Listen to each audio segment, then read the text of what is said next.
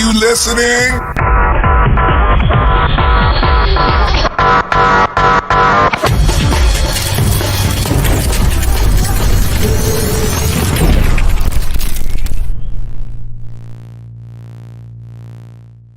Armageddon, annihilation, white-hot tentacles of doom spit fire, venom, screeching, help me, help me, help me, help me, ruination, devastation, apocalypse now.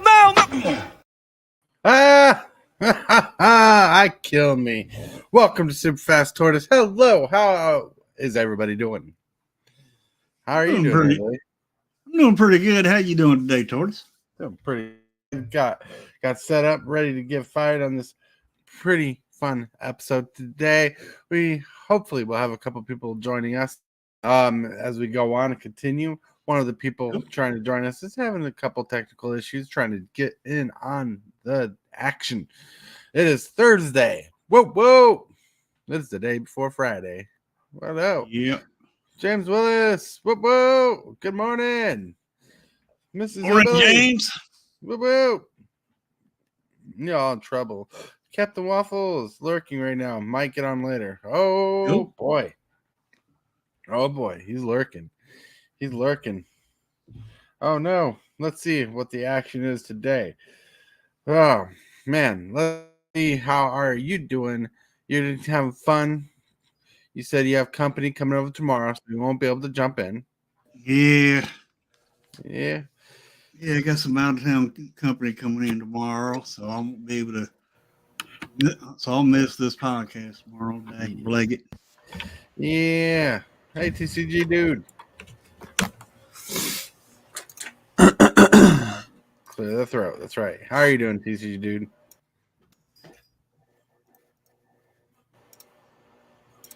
I don't know if he can hear us, but we can hear him. Yeah. All right. Oh, goodness, I just fixed it. Hello, gentlemen. Good morning. Good morning. Morning. How's work going for you there, TCU dude? Oh, well, it's called work for a reason and not fun unless you make it that way. Yeah. Yeah. Well, what I was always told, it's work unless you enjoy it. Right. Well, I enjoy cooking. I do enjoy cooking. I guess really overall it's a B+ situation just to start out. But right. Just like in relationships, things have a way of rearing their ugly head further down the road.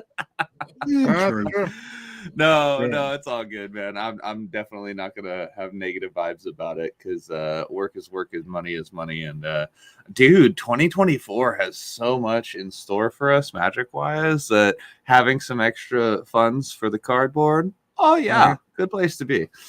Good place to be. Yeah, man. The Outlaws set drops like literally within 48 hours of my birthday. So yeah, that's gonna be a special release. Nice. Yeah. Special release. When does that dude drop? wants to be part of the Outlaws. He wants to be on the Oko train wagon. That's right. He's going hunting in the west of the Planeswalker world. He's going to be hunting down some banks. Yeah. When does that drop? It's April 19th. 19th? Oh, okay. Better than work in the corner. That's right, my friend. in Alaska? Yes. Especially when the degrees are -1. Yeah. Oh, I'll give you a -1, all right. -1 counter. Yeah. All right. Oh, it's funny. Oh man. So today, we got a very. I verily. Let me speak correctly. I made a topic that is very open ended, so people can chime in with different things. Captain Waffle says $20 is $20. Yeah. All right, so, but before we get into the topic and everything, hey Billy, what time of day it is? Yeah, that would be the card of the day. Card of the day.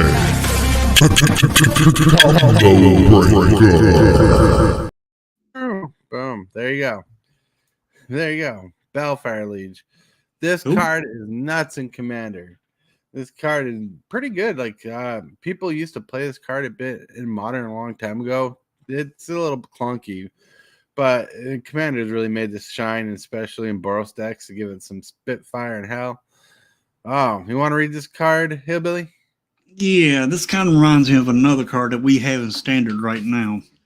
Mm-hmm. All right, for 2 hybrid red whites, red white. So for a total of 5, you get this 2/4 creature.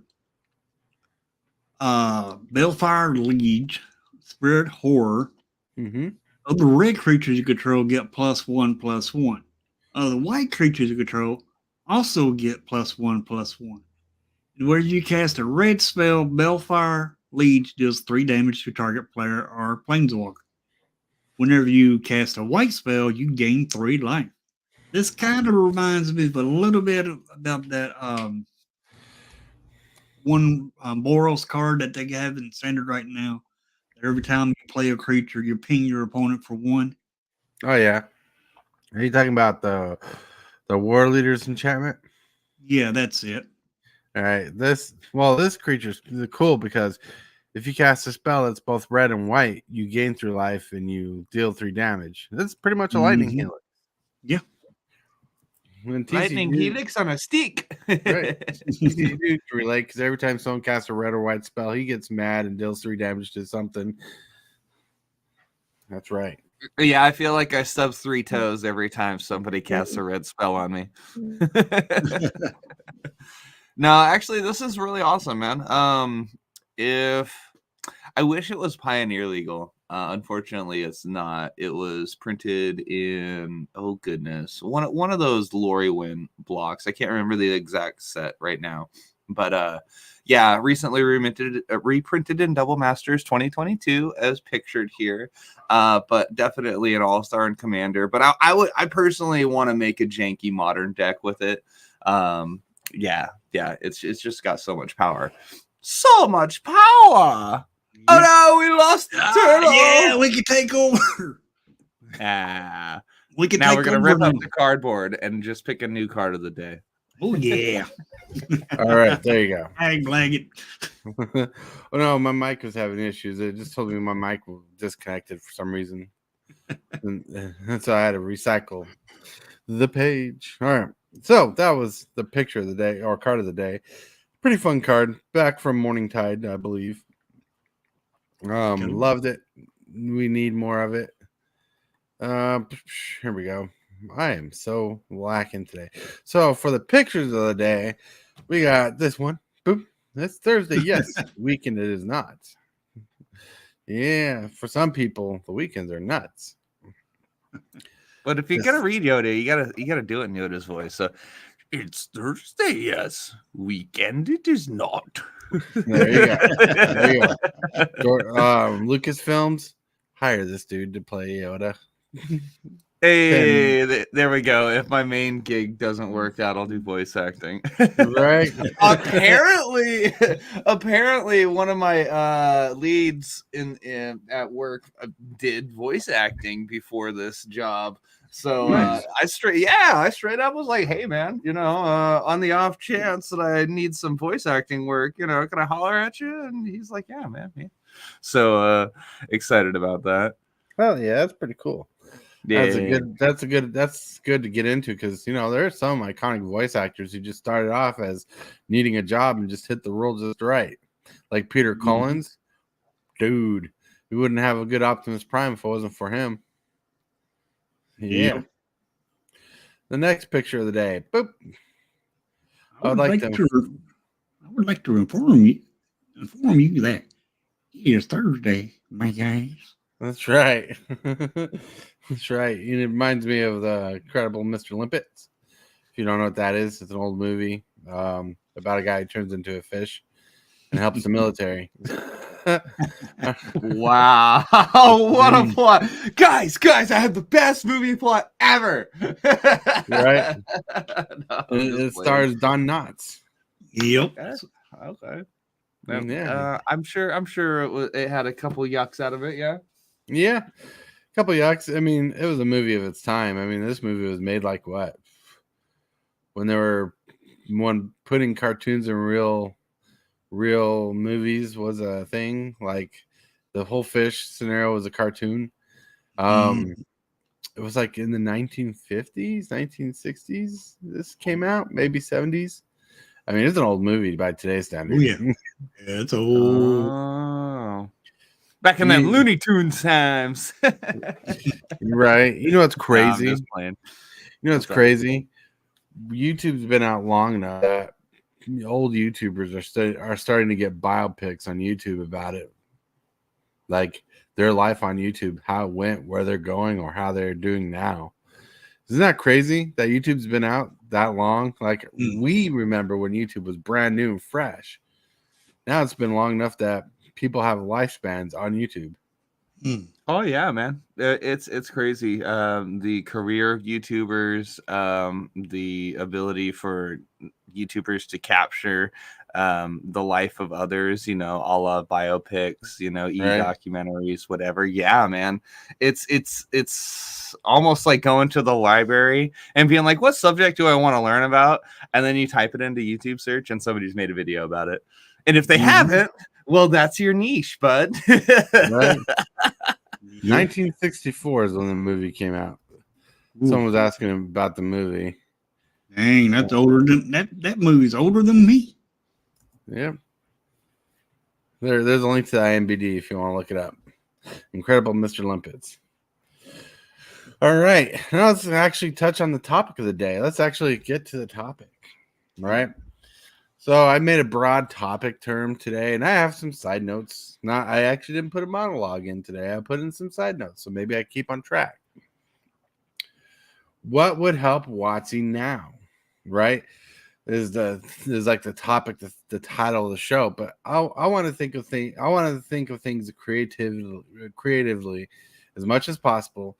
You like think of stuff they could have done before, or things you think they might have missed, or things that could help them out now.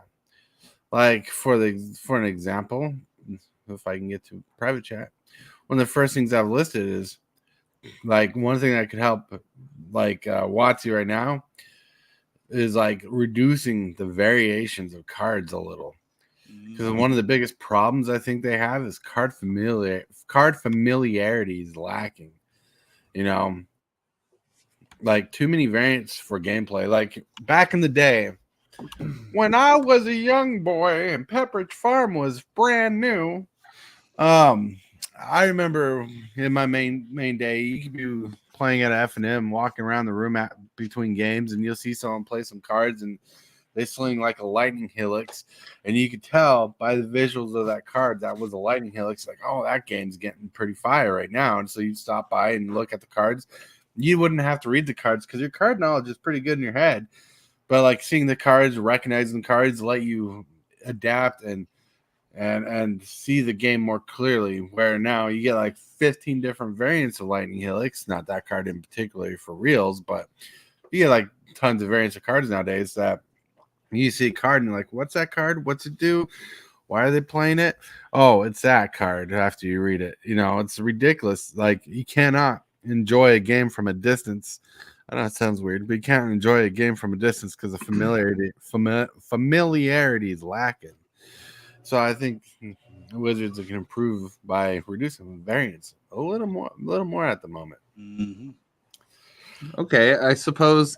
Wait, was that the end of the monologue? I'm allowed to pipe in now. There's no monologue. There's no monologue. I'm just playing, bro. I'm just playing. You know what? To expand upon that a little bit, I guess I'll just say yes. I agree. For a broad agreement. How that's gonna be done, I don't know. That's another conversation. Right. But yeah, but like as for card variants, when I first got into the game, seeing different cards, the only cards that I recall having different versions that I just recognized right away was the basic lands. Right. Like right off the gate, I was like, all these say forest, but they have different pictures of different trees. All these are mountains, islands, etc. But when it came to like the named creatures, you know, I knew every time I saw Llanowar Elf, it was most often the 1/1 with the brain looking weird picture until time passed and like 7th edition Onslaught, blah, blah, blah, blah, blah, more editions came out. Right. So many fun things. Yeah.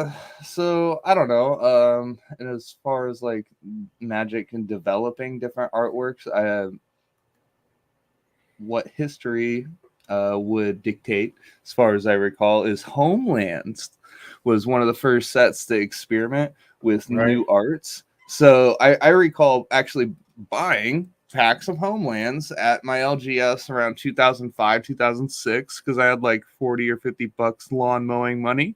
And I went to go buy some packs and got I don't know, 4, 5, 6 Homelands packs, hella cheap. And there was the Anuba Shaman or whatever, the freaking hooded goat. And there was 2 different like arts. One of them was facing right and one of them was facing left. And like the whole bus ride home that tripped me up. I was like, is this a bad pack? Is this like, why is this the same but different? Like, what the hell? You know what I'm saying? And that was my first time ever being like, I can have the same name Magic card and have 2 different arts. And that was, 2006. Right. So it was, a long time ago. Variants aren't new to Magic at all. But like, I really think like they took something valuable and just like went excessive with it. And thinking of excessive, hey, we got Captain Waffles. Hey, bud, what's up? I kid. What's up? I just called you excessive as a joke. But no, we love that you're here because we know you got something good to chime in on too. But yeah, so like when they started playing with the idea of variants, I thought like lands were the coolest thing to do because one, you don't need to understand everything a basic land does to know what a land does, right? And I thought playing with different variations on lands would have been the best way to do variants and go that crazy because we loved full art lands. We loved seeing different kinds of styles, and lands are the most important thing to the game. Like compared to like instant sorceries, enchantments, you need your lands to play those styles. So when it came to variants, I thought the basic land was the best way to start it. So that's why me and my friends thought like the full art Zendikar lands from back in the day were like the business. The one that looked cool, and 2, you need like a whole card knowledge to do it. It's not like you need it. It's not like a full textless cryptic command where you got to play the guessing game and go on Google every time you want to know what the card does. Even though I used to know what the card did. But like, yeah, it was insane. And like the variants is insane. Like they spoiled Emrakul, right, in this new set. And they already showed at least 4 different variations of them on top of a 5th being serialized. Which serialized cards I'm always a fan of. Like I like as much as I might not ever pull one, I think serialized cards are cool. But that's because they're a limited amount. What I think Wizards needs to do to help themselves, right, is to stop printing so much. Print or go burn. Let it saturate before you throw something new. Before you throw something else out there, they're not even letting the ground saturate before they already throwing something out there already. Right, but they got to throw something out there for every format. I mean, oh my lord, here's a commander set. Here's a pauper set. Here's something for a set. Yeah, it's just too much. Like, that's one of the things I actually have listed down. Anyways, is there anything you want to chime into, Captain Waffles? Well, so I've harped on this enough, but yeah, they don't need to print 7,000 different versions of a copy of a card. They just need to pick. I think, honestly, if they got rid of extended art and did regular, borderless, and serialized, that'd be great. You don't need showcase. You don't need borderless. You don't need extended art. You don't need super sparkle, glittery, anime BS. Like, you don't need all of this. Just right. If you want to do those versions, put it in a secret layer. Don't put it in an actual set. Put it into the secret layer because 90% of the people that want the super sparkly ass glitter, it's the people that are going to buy the secret layers. They're the collectors. Most players don't give a rat's ass about it. That's exactly. And it's kind of funny because the reason why the extended arts came out is because Wizards was kind of getting upset that people were extending the art on their own cards. And they're like, we could be making money off that. Let's do it. And then the full art thing, same ordeal. People were painting cards and they're like, we could be making that money. Let's do it. Then it'll be permanent legal for the most part. And I'm like, then the variations, right? My biggest gripe with the variations is that since there's too many variations, you're not going to be able to tell what's a proxy or not. That's right. Like, Yeah, China's getting real good at figuring out how to make proxies look like the real card, and even the foils are starting to get on point. right. Oh, yeah.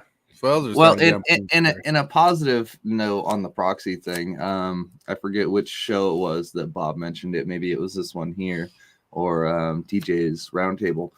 But he happened to bring proxies down for the majority of his decks that he used on the open floor instead of bringing his expensive collection of real cards.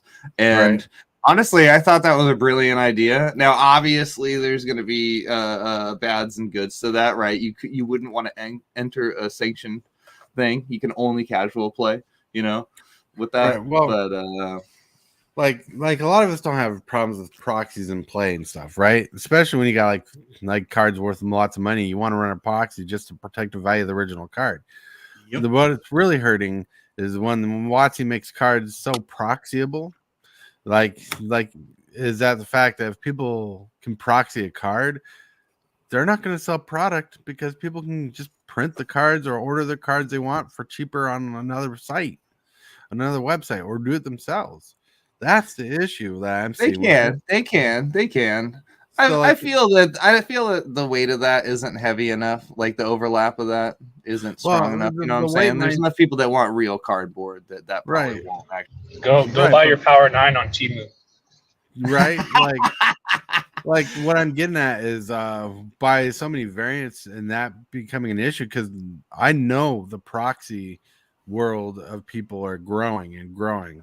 Like I have a couple people trying to get me to buy proxies. They're like, okay, get customized proxies here. Okay. I even seen an ad on YouTube where you can actually go to Moxfield, copy your cards down that you're wanting, send it to them, send that copy to them, and they'll proxy it for a price and then send you the cards. Mm-hmm. Oh yeah. So all I'm saying is Wizards, with so many variants and making things proxyable, are starting to shoot themselves in the foot. That's all I'm saying. Mm-hmm. Like more than just a player base. It's more than just a player base. It's WotC. They're eventually starting to hurt themselves because they're making cards so unrecognizable that, like, honestly, I'm not going to know what every variation of a card looks like. So someone can have a non-real looking Magic card that doesn't look nothing like a Magic card, and at a point, I won't know the difference. Right. All right. You understand what I'm saying? Like, it's just too hard to keep up the different variations and know everything. But that's just one topic. There's so much to go over. I don't want to just talk about proxies. Well, right? I better refill my coffee then. Refill the coffee. One thing I want to talk about is creativity is lacking in IPs. Example, the Ian Malcolm Secret Lair. Also, a missed opportunity. Warhammer had a missed opportunity where Wizards of the Coast could have made like a functional non-magic card that looked like it's not a real magic card, but for Commander it'd be fine. Where it was like a color me in kind of card, like a color page that you color in. So people could have painted their own cards like you do minifigures. Not everybody would be down for it, but putting that in the slot would have been very unique and awesome in the process. I would have painted a card because I love playing Warhammer is hard for me. It's hard. It's a hard game for me to play, but I love painting the figures, and I thought that was like an interesting thing that they could have tapped onto. They could have even put in like a special edition figurine for some of the different classes too. Yep. Can you imagine if I was a box topper, like a what do you call the that the figurines come on that you cut off the pieces and glue them together? I can't remember the name for it, but can you imagine if that was a box topper, like an actual figurine from Warhammer that you got to put together and assemble, and you'd have to buy the paints for it to paint it, like in the primer. Oh man, that would have been cool. I thought about that too. I think they gave up on doing stuff like that when they did the whole $1,000 love sack chair, and you got a free all will be one booster box. I laughed my ass off at that. I'd never heard of that one. I'm surprised. Yeah, so they were. It was some beanbag company. I've seen them at Costco and other places. It was $1,000 for a beanbag chair. Wow. And the constellation was like it looked like, look it up. I think it's called Love Sack or something along those lines. But the chair, the chair looked badass. I'm not gonna lie, but I'm gonna pay $1,000 for it because it looked like magic cards, like all over it. So, I mean, honestly, I'm just gonna go to Walmart and buy a $20 beanbag chair if I want a beanbag chair. But it's just I don't know where their head's at with trying to do shit like that. It just doesn't make any sense to me. And that's my biggest gripe about what WOTC needs to do is just get back to the players. Stop trying to reach all these players that are going to be here for like 2 weeks and then leave because your game's, out of control because you can't even keep it together. I can't believe that was really a thing. I didn't know it was a thing. Yeah, I recall that in the fog of the pandemic. I'd like to forget it like many things. This is where you run the clip of the star shooting across the screen. It says the more you know. Right. That one's actually copyrighted. I need to get something figured out like that to show people that just have a Fortis shoot across the screen. Right. But here's what the beanbag chair looked like for show. Boom. That's a nice sack. Right. That's a $1,000 chair. Wow. Look, there's lightning helix. Yeah, there's a lightning helix. There's planeswalker. It's not bad. That's actually a pretty cool setup. But like, where are you going to put that thing? Why were you going to spend $1,000 on it? I'm sorry, I don't think it's worth no $1,000. No, I might spend like $80 on it, but not $1,000. Right. I'd spend 80 on it. I see Birds of Paradise, Suntane. I see duplication right next to each other. 2 lions. All right. Yep. If I had 6 digits in my bank account, I would probably pick that up, honestly. But yeah, not something I'd spend my money on. If I had 6 digits in my bank account, I'd be buying product that I wanted, especially more vintage products like Ravnica, like old Ravnica stuff and whatnot, just to have fun with it. Mm-hmm. Or buy myself a new laptop because I do need one of those. But all right, but yeah, like the pancake thing with IHOP was kind of weird. Yeah, I honestly thought it was a weird thing. I'm like, how does sticky fingers and magic cards go together? Because you got syrup all over your waffles, your pancakes. You're not going to be playing Magic the Gathering while you're eating sticky food. That is true, but Tortoise, IHOP is one of the few places that is kind of open a little late, and as we know, Magic events tend to run into the AM on like pre-release nights and whatnot. Right. We used to do that around town, not at IHOP, but at another breakfast joint called Village. Denny's, baby. Yep. Don't get me wrong. All right. I'm not going against the IHOP thing. I still got the advertisement back there. Are they trying to tell you? You heard the slang "stick your fingers." Are they trying to tell you to go steal your magic cards? No, no, don't steal magic cards. Oh my lord. You do that at Walmart. That's what Walmart's for. Right.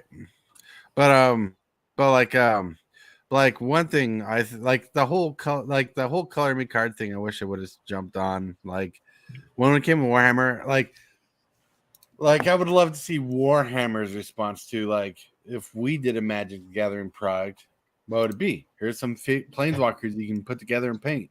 You know how badass I would have been if both companies actually did work together to do stuff like that. Sprues is what I was thinking of. Sprues. If you can get a Liliana Vest on a sprue or a Johnny Goldmane, like some planeswalkers that you can just make model that you can use either in Warhammer as a character or in D&D, that's pretty chill. Yeah. That's hella cool. They should. Or You want to make figurines like that'll sell? Make them all wafu, and they'll sell. or just Yeah, no keep kidding. them for collectible. Right. Like Wafu Lily, Wafu Chandra, Wafu Nissa. Oh man, those will fly off the shelf. Yep. Well, if that works, that works. I'm not buying into waifu stuff.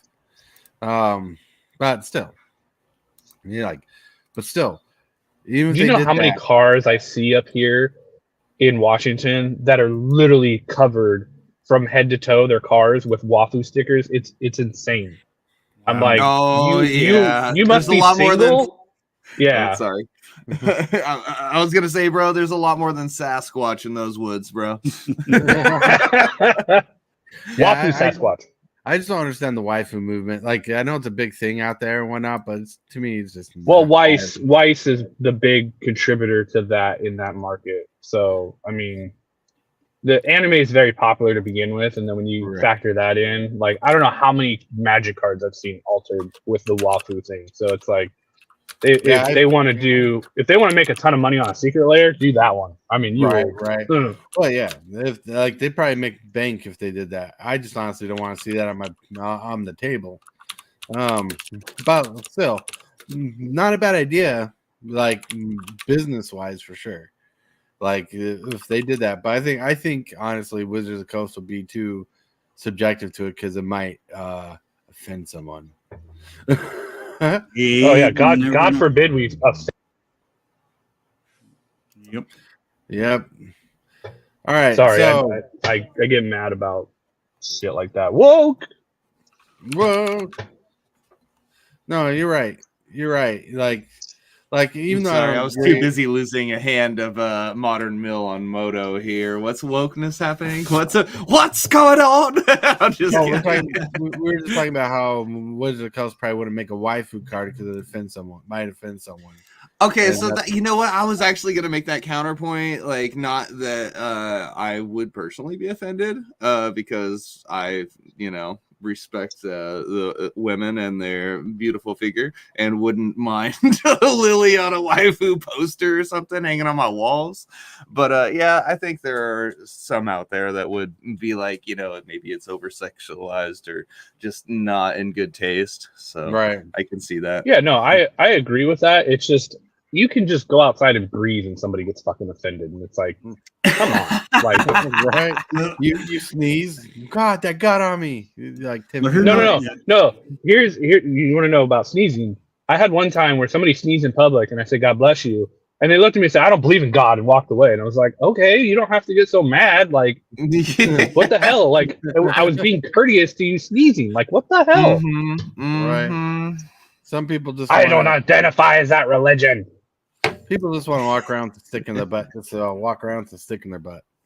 Well, they did. Wizards did change the art on one card because it was a flying beast, and they drew nipples on it. Yeah. And they Big yard on had to go back, pull all those cards, and change the art and take those off. Well, it's not the only instance of art change. They had a secret layer that had a goblin that, well, was free falling. Yep, I remember that. Like, and it was stupid because it wasn't like I saw the original art and I'm like, that doesn't really affect anything. Like, why did someone get offended by that? But whatever. People are gonna wear a diaper if they want to. Yep. So right, moving along a little bit. Magic has become too much of a product and not enough for play support. That's the next thing I've got on my little notes here. Is like back in the day, Magic used to be all about the play. Like they'd make a product for people to play. They'd actually give you time to breathe, time to buy the product, time to experiment with the product, and time to play the product like you're supposed to do with a game. You play it. Now it's too much product and not enough time to play the game, especially since Wizards just fully went on this Commander thing and said, Commander is the best way to play. Everybody plays Commander. So every product reprint, you're going to want to care about the cards in the product. Hence why you'll want to buy our product Because if we make 2 good cards in this product, you'll want to buy some booster packs. Yep. Take a look at Shaholdrit, the one that flips over into the saga. That's actually a commander card if you can read it right. Because when you flip it, each opponent says on it. By saying each opponent, that means commander. To me, that's screaming commander. Yeah. Unholy Strength had art changed a long time ago. Yeah, it's the one that had this upside down star on it, or the pentagram, I think it was. But yeah. And like I remember that old art. We used to think that art was cool back in the day. Even though my parents then you got the super conservatives who are like, oh my god, you're summoning demons and you're selling your soul. Selling your soul for $3 a pack. Not anymore. Right. Selling your soul for like $20 a pack. But regardless, like the whole thing with WOTC printing sets to oblivion, they're just shooting themselves in the foot, because the more sets they bring out every year, the more sets they have to come up with every year. Like if you bleed it out like how you used to, I remember when they would we would get to like, let's say one spoiler season. Let's go all the way back to like Ravnica. And they're like, yeah, we have code names for Lights, Camera, Action that's coming out like next year, and then the set after that is Get Ready, Set, Run, or some stupid code names they would have for it, right? And they would tell you like, hey, we've got like 7 sets planned out for the next 3 years. Be on the lookout for it. Now it's 7 sets in like a 6-month period, right? And they're running out of ideas, and it shows in the flavor and the building of the sets that they're running out of ideas. If they would slow down and bring out the sets like they used to, they'd be able to sustain this a lot longer and be able to work on the sets a lot better, to where they actually have quality to them, and then they don't have to feel like they have to rush shit out so fast. Yeah. See that? Answer Man Among's question here: is the Commander a sanctioned format yet? Yes, it's sanctioned in stores. Like you can play 1v1 Commander, and you can play Pods of Commander on Fridays, like as an F&M. That's as far as it's sanctioned. I don't think it's gone sanctioned enough to go to Pro Tour, and it never will. Right. The reason being is there is no structure that can hold that type of format at a Pro Tour level. Right. But yeah, still. Who was adding to Captain Waffle's monologue there? Nobody.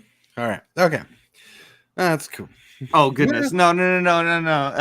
He's got a point. Motherfucker brought the syrup today.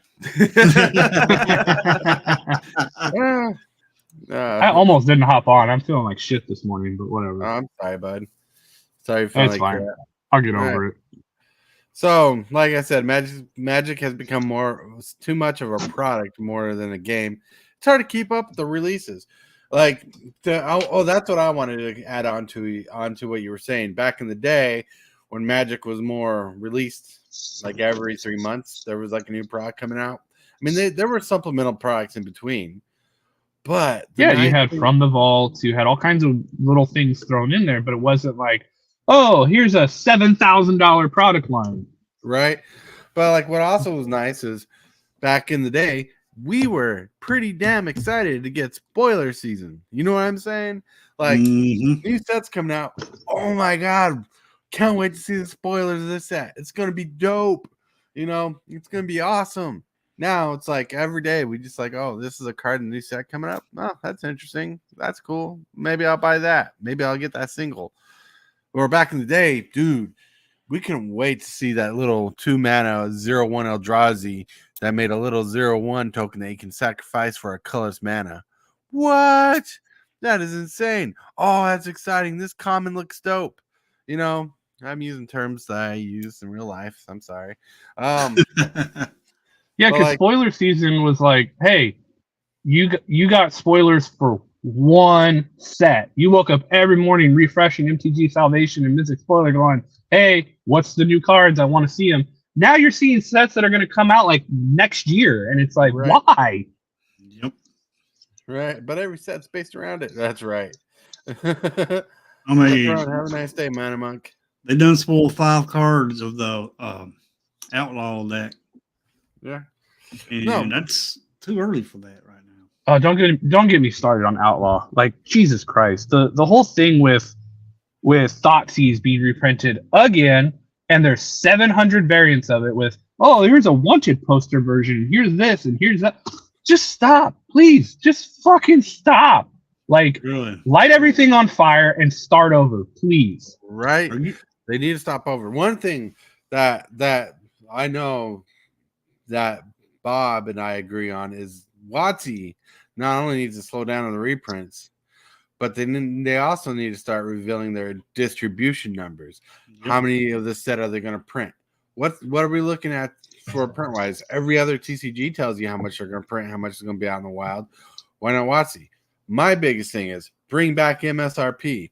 Let us give everybody a structure to sell at a reasonable price without having the ability to be like, oh, this costs a lot of money. We're going to sell this for a lot of money, even though it costs less money. No MSRP has become so deceptive to the buyer base, like to us people who buy the product, that we don't know what's a good deal. Like, we don't know if it's a good deal or not. We just have to take it out. Well, so I can tell you 2 reasons why they're not going to do that. Why they won't go back to MSRP. One is if they go back to MSRP, they can't jack up the prices. They can't find their quote unquote sweet spot to make tons of money. They're already printing money, so they don't need to. I don't even know why they've gone away from MSRP other than to be greedy. Right. Second, they will never, ever give distribution numbers because look at MH2, how overprinted it was. It ended up in a landfill. So rather than going to the old system of when you could look at the bottom of the box and see how many boxes were being made that set, because I know a lot of older players know this. You could have looked at the bottom of the booster box and see this is 1 out of 3, 3.5 million or something. I don't know the numbers, but you could see that. Now they don't do that anymore because they want to be able to A, reprint a set, or B, hide the actual numbers of the set so that it drives up the market price. I see it. I got another point. All right. If they tell you how many they're going to print, how many of a card they're going to print, a scalper can go in, buy all those cards, and charge what they want for those cards. True, but with how big the print runs are now, you got to be a pretty big whale to do that. Right. I mean, look at Star City. Star City is a good example of that. Star City went around during the the second time fetch lands were going to be reprinted, and were just absorbing as many fetch lands as they could, and that ended up biting them in the ass later. So there is a give and take with that. Yes, you can do that, but it can also come back to bite you. So it's one of those things where if you've got the capital to do it, sure, take the gamble, but it may not pay off. Right. Yep, that's very true. All right, now the next thing on my list is there is not a defined format other than EDH. WOTC needs to hone in on a functional sanction format that regular people can understand, make a gateway format that is easy to jump into, like Standard. Standard needs to be in that position. We talked about this a lot, so we don't have to delve into it, but like Standard, man, Standard needs a really better focus on it because it's the way to get into the game. Part of the product line is there's too many packs out there. I don't know what's Standard. I'm a new player. What's that difference between that $24 pack and that $6 pack? Well, why would I want to get the $6 pack if it just has regular cards in it when the $26 pack comes with flashier cards in it? Then what format can I play? Well, I know, for example, my wife hates playing Commander because the difference between having individual cards to having a constructed deck with 4 of each card possibly in it is a lot different and a lot more strategic how you play. It's like one function is different than the other, right? EDH is too convoluted, too complex for a newer player. I'm not saying everybody's going to be the smartest egg in the room or the dumbest egg in the room. It's just honestly too complex. You buy a pre-con, you jump in the game, and everybody already has upgraded decks, right? You're not gonna win a lot. And what's the fun in that? Where in Standard, Where in standard, it gives you the wiggle room. People can help you build a deck. People can help you learn the format, help you learn what's good, and get the consistency your deck needs. Because that's one thing that is easier to do in standard is to build a consistent deck than it is in Commander. That you get the consistency going on and over, and you start relearning the repetitions, and you can play a lot easier. Plus, prize support. Most stores have prize support. Wizards needs to help out a little more there, but stores usually like come up with good prize support. It's a sanctioned format. It's a place dreams are of. Like yesterday when we was talking about the Pro Tour gave me dreams back in the day where I could be there. No, standard is supposed to be that way too. It's supposed to get you in the doorway to think of like what could happen. It's a fun time, fun tabletop game as well. But Commander is just too complex. The price of rent is too damn high. I have arguments to all of those points. So, first argument. Commander is not hard for new players, and I'll tell you why. The newer Commander decks are literally fire. Like, Pantslaza, you open that and play it out of the box. I've watched people absolutely demolish $4,000 EDH decks. The newer Commander decks are built so much better now because they've actually put some time and effort into them. That I believe that a newer player can pick up one of those and with a little bit of coaching, be right into Commander, no problem. And then they'll build the deck from there and make upgrades. So I don't think that it's super hard, but there is a little bit of like an entry level of like, hey, do you know some of the rules? Cool. Then you can understand some of these interactions. Right. For like a brand new, I have no idea going, yeah, it may be a little hard. But if they buy a pre-con, they're definitely set up a lot better than if they try to build their own. Second, standard is a shit format now because of two reasons. One, all the focus on building these sets around Commander, and two, MTG Arena. Arena has killed the standard scene because everybody can collect the cards on Arena so much easier. But then you want to play the deck. Let's say you're playing black-green mid-range, the food cottage deck and all that. You need 4 Sheldreds. That's $400. Who's going to drop $400 just for those 4 cards to play standard? Then you're looking at like, okay, well then I'll just build mono red, and it's like $100 to build that. And now you just got a format of everyone playing mono red because nobody wants to spend the money, and then it's boring. Right. The thing is WOTC needs to focus on standard again. They need to get back to that because that is the new player entry besides limited. If you want players to really get back into playing Magic and playing at the FNM levels, you have to focus on standard and limited. But then I talk about FNM and LGSs. I went to an RCQ, and this store left a sour taste in my mouth. I will never go to their RCQs again. I paid $45 to get into an RCQ for a limited event, and the first place prize support was like $30 store credit and like 10 packs.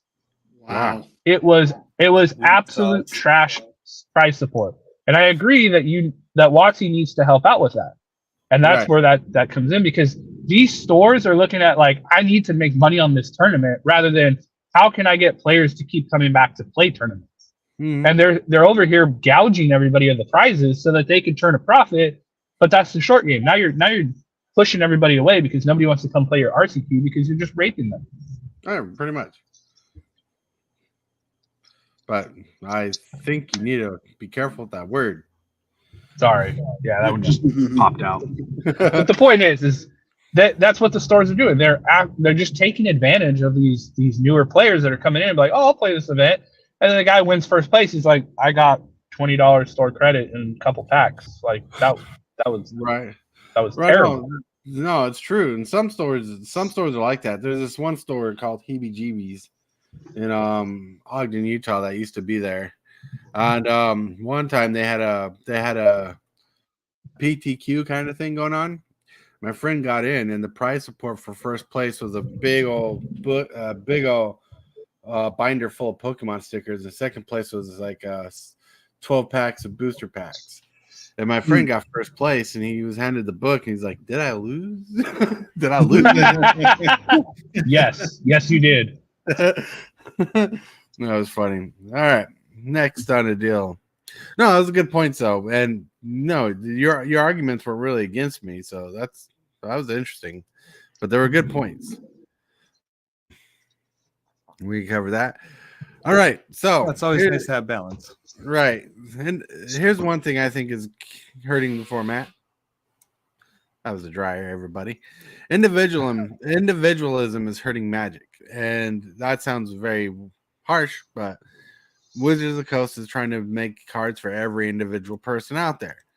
As they design products more for individual groups instead of having a focused product for everyone is hurting the players. So meaning like back in the day when Pepperidge Farm was huge. That's number 5 today, sir. Right? I've been counting. Right. But you remember when draft boosters were the thing to buy, you had to buy draft boosters to get in the product, right? It was cool, especially when they added variants in the draft boosters. You buy a draft booster, you have a chance to get a Zendikar cool land out of a draft booster. Draft boosters were the thing for everybody. See, I can't enhance it. There was one major product to buy.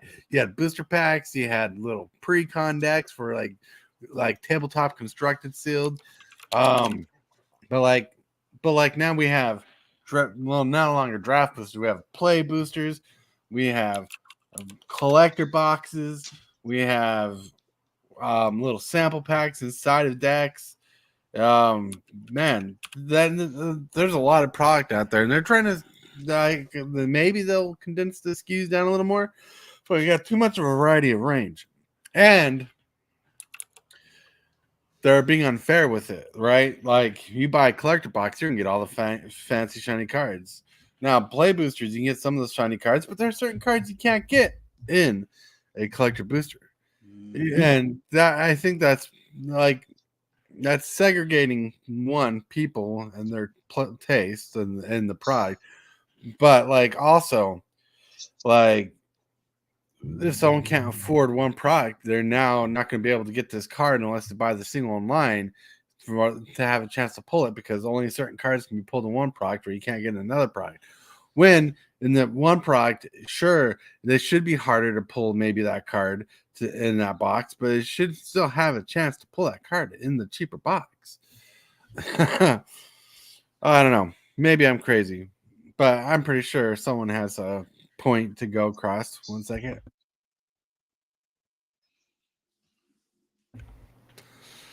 I just think the SKUs and the treatment of SKUs is very unhinged.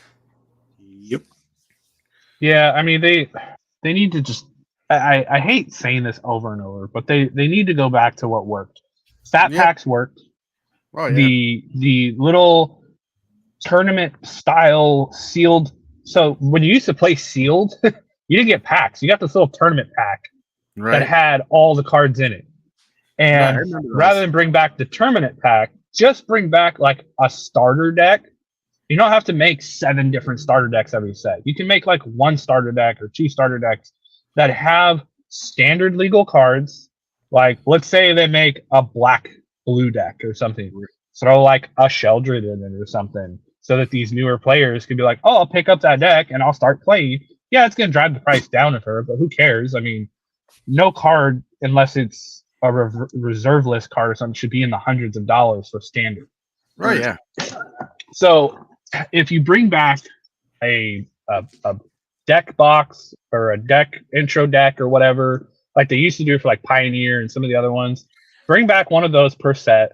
Bring back fat packs, and I say fat pack because I want the damn book. I want to read the stories. Like the stories were actually intriguing, and I think because they're bringing so many sets out a year, they just scrapped the story thing because they're like, we have to pay writers and we have to get it out so quickly and this and that.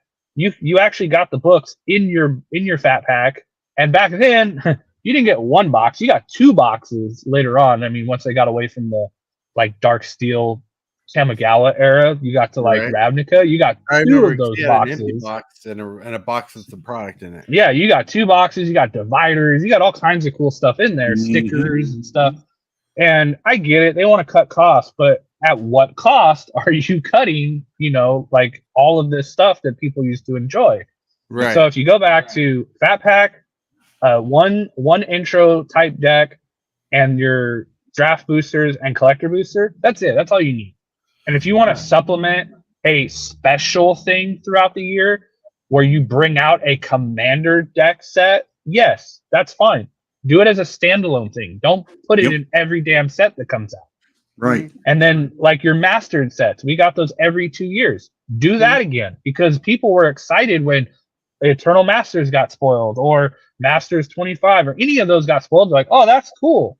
And then 2 years later, you got another one. You actually had time to breathe between those. So really, they need to slow things down again and go back to what actually worked. Right. And they'll probably make more money than ever. All right. Now I wanted to end this topic with a cool idea I had the other night. But then we'll get into the shill section and stuff. So you know the art cards? Yep. I was thinking how cool would it be if they took the art cards. There's like a web comic out, right? Mm-hmm. So they took the comic book pages and put them on the art card. And if you collected enough art cards, you can have a full comic book. That'd be a cool idea. I think that is a good idea. I agree. Like that would be cool. Then it'd make the art cards actually more collectible. Then you feel complete when you got them all. You're like, oh, I completed a comic book. I don't know. That's just Tortoise's kindergarten thought for the day. But anyways, no. I have an idea for art cards too. I was thinking because they make the serialized cards. Why don't they make serialized art cards with the actual signature from the artist rather than this this gold stamp thing? It's like a legitimate Sharpie signature from the artist, and they do like 25 of them. Yep. Right. No, that's a good idea too. Like another form of serialized. Look, if they serialized art cards, like how like in sports cards you can get like a card with the little jersey cards and stuff. Yeah. That would be banger. Like, can you imagine? This is a stupid idea, but it's a fun idea.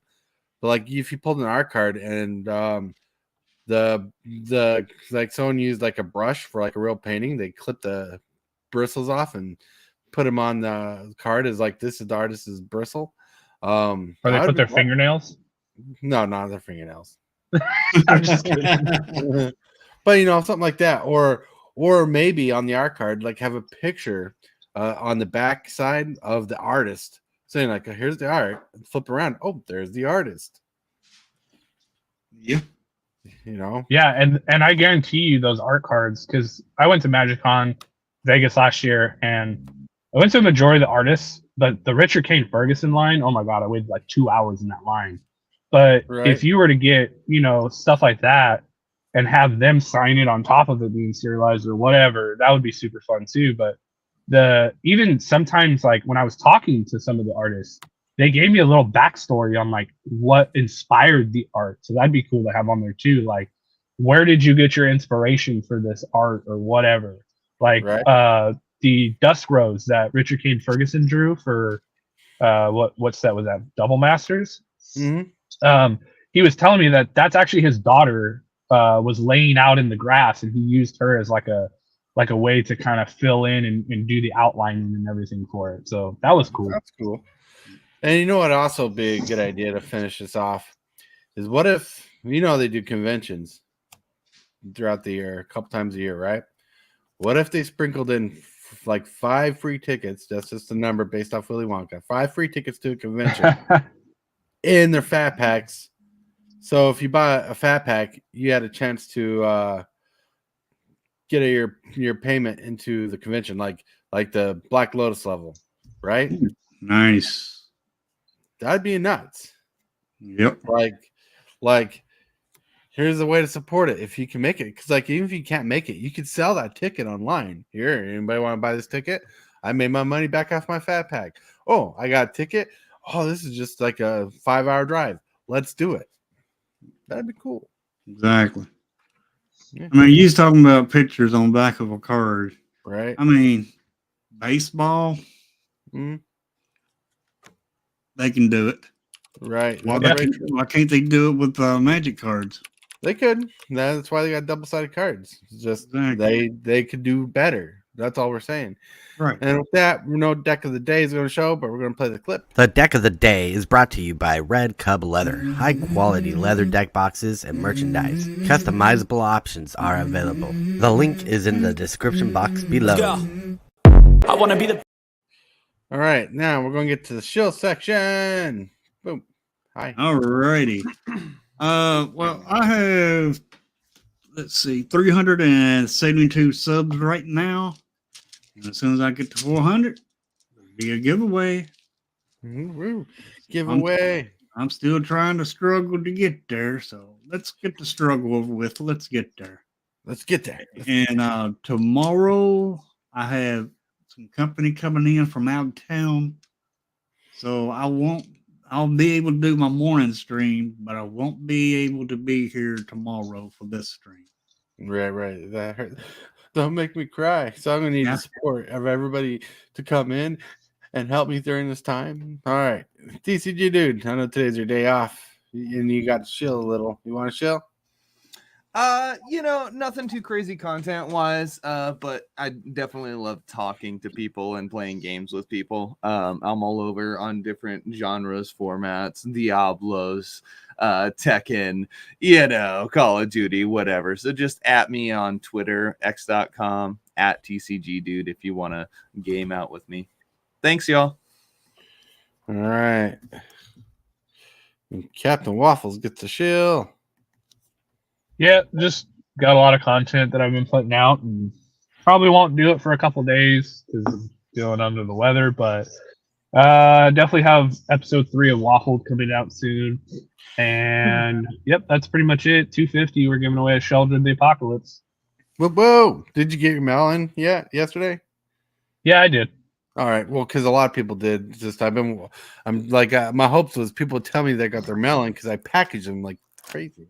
Oh goodness, how could I almost forget? Yeah, I got one expected in the mail. I'm gonna check the post office today, my friend, and of course I will put up a mail day video accordingly. Nice. And for me, today I don't have anything planned other than being on DJ Longhair's channel later on for the roundtable. But tomorrow is going to be game day. And keep an eye out because sometime in the near future, we're going to be doing some sweet giveaways. Sweet. Yes. And there'll be giveaways that you'll, if you don't know by now, I'm not going to tell you in this show, but if you don't know by now what the giveaways are, we're going to be having some sweet giveaways pretty soon on the channel. So keep an eye out. And I want to thank everybody personally for joining the show, being awesome, being amazing, adding their 2 cents because they're $5. A joke on money. All right. You guys have been awesome. Thank you, Hillbilly. Anytime. Thank you, TCG dude. Of course, my friend. Thank you, Waffles, Captain Waffles. Yep. Stay syrupy. All right, and everybody in chat, thank you for joining on. Thank you for liking the video. Thank you for being amazing. And until next time, my friends, listen to Lord Megatron. Shockwave! What is your command, Megatron? Subscribe for Magic the Gathering and other content for evil fun. Fear not, Megatron.